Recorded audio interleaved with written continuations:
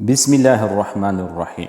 Me emrin e Allahut mëshiruesit mëshirbes. Habili dhe Kabili, një rrëfim islam. Në fillimet e botës, kur toka ende nuk kishte parë gjak e ligësi, kur dielli linte mbi një tokë të pastër e të qetë, jetonte njeriu i parë, Ademi alayhis salam, paqja dhe mëshira e Zotit qoftë mbi të. Ai ishte krijuar nga balta me dorën e krijuesit dhe ishte fryrë shpirtit nga mëshiruesi vet. Ai ishte zbritur në tokë bashkë me bashkëshorten e tij Havën. Pas gabimit që bën në xhenet, por Allahu me mëshirën e tij u afali gabimin dhe i bëri ata të parët e njerëzimit. Ademi dhe Hava u vendosën në tokë si prindër të parë. Allahu u dha atyre fëmijë, binjak, gjithmonë një djalë dhe një vajzë, që të popullonin tokën me drejtësi. Urdhri i Allahut ishte i qartë. Djali i një binjakësie të martohej me vajzën e binjakësisë tjetër, jo me motrën e vet. Kështu një ditë Hava lindi dy fëmijë, një djalë me emrin Habil dhe një vajzë. Më vonë lindi një tjetër djalë me emrin Kabil dhe një vajzë tjetër. Sipas urdhrit të Zotit, Habilit i takonte të martohej me motrën e Kabilit dhe Kabilit me motrën e Habilit. Por Kabili kur e pa motrën e vet binjake, e cila ishte më bukur se ajo e Habilit,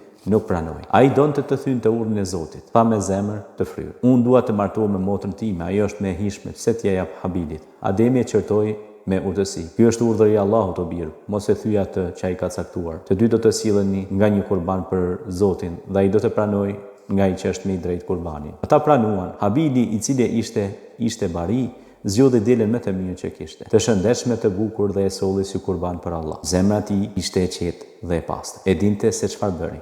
E bëri vetëm për Zot. Kabili nga ana tjetër ishte bujk. Ai mori disa kallinj të tharë të prishur, të hedhur tutje nga gruri i tij, i mblodhi pa dashuri, pa sinqeritet dhe i solli për kurban vetëm për sy të botës. Të dy kurbanet u vendosen mbi një kodër. Njerëzit prisnin shenjen e Zotit. Pa pritur, një zjarr nga qielli zbriti dhe përpiu kurbanin e Habilit, kurse kurbani i Kabilit mbeti aty i ftohtë, i paprek. Zemra e Kabilit u mbosh me urrëtie. Sytë e tij u nxin nga zilia. Si mund të pranohet kurbani i tij dhe jo imi, murmuriste. Ai urrente të vëllain, jo për ndonjë të keqe që i kishte bërë, por për virtytin e tij, për dashurinë që Zoti kishte për të. Zilia ishte flak që diqte brenda tij. Derisa një ditë ju kthye Habilit dhe i tha me sytë e do të vras. Po, do të zhduk nga kjo tokë. Habili i qete pa vëllain në sy dhe i tha: "Nëse ti shtrin dorën tënde për të më vrarë, unë nuk do ta shtrij dorën time për të vrarë ty. Unë i friksohem Allah, Zotit të botëve. Unë nuk dua të mbaj mbi vete mëkatin e vrasjes dhe të zemrimit." Fjalët e tij nuk bën tjetër veçse e ndezën më shumë zjarrin e Kabilit. Një natë, kur asnjë njeri nuk e pa, ai i zuri prit Habilit. Zgjodhi një gur të madh, ju afrua nga pas dhe me një goditje të fuqishme në kokë e vrau. Tokës për herë të parë ju derdh gjaku i njeriu. Zemra e tokës u drodh. Kabili rrinte mbi trupin e ftohtë të vëllait. Nuk e dinte çfarë të bënte.